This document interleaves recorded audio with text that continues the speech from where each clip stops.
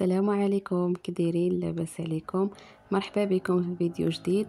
اليوم ان شاء الله غادي نشوف معكم واحد جوج ديال السلطات اللي ساهلين بزاف وكيجيو بنان. وحده غادا تكون بالباربه والثانيه غادا تكون بالفلفله الحلوه. ساهلين بزاف وبالزربه تجربوهم. ما فيهمش شي حاجه اللي هي صعيبه.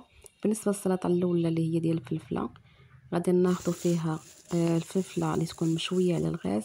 ناخذ القياس اللي بغيتو، نشويوها على الغاز هانتوما كيف ما كتشوفوا، ونديروها في شي بلاصيكه باش تزمط لينا مزيان وتكون ساهل علينا باش نقيوها. غادي ناخذ ديك الفلفله اللي عندنا، غادي نقيوها مزيان، ما نغسلوهاش بالماء.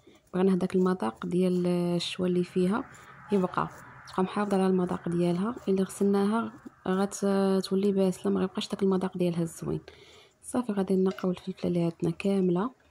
غنحيدوا ليها الزريعه، نحيدوا ليها القشور كاملين اللي فيها. صافي من بعد ملي غادا نقيهم كاملين غادا ناخذهم وغادا نقطعها طريفات اللي هما يكونوا شويه ما رقاق ما غلاظ. هانتوما غادي تشوفوا الشكل كيفاش داير. غنخليوهم شويه طوال، ما نرقاوهمش بزاف.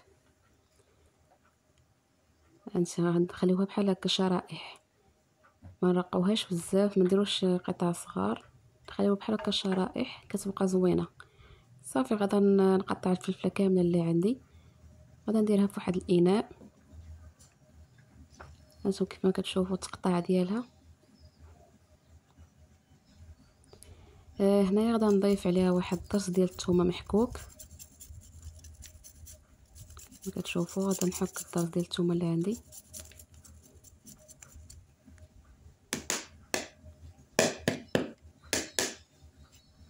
من بعد غادا نضيف عليها الملحه على حسب الذوق، وشويه ديال الابزار اللي هو الفلفل الاسود، شويه ديال القزبر ومعدنوس،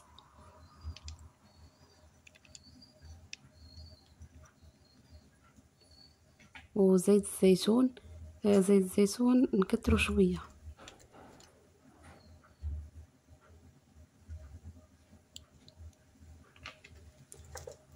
وغادا نضيف ليها تقريبا عصير ديال نص حامضه.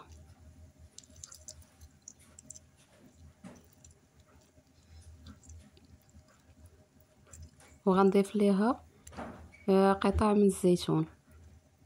ناخذ الزيتون مقطع، هانتوما كيف ما كتشوفوا الشكل ديالها كيف كيجي.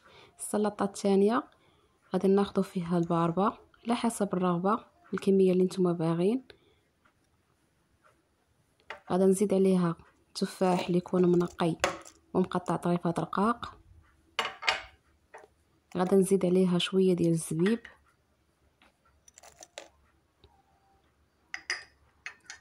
غنزيد عليها شويه ديال الملحه، شويه ديال الفلفل الاسود،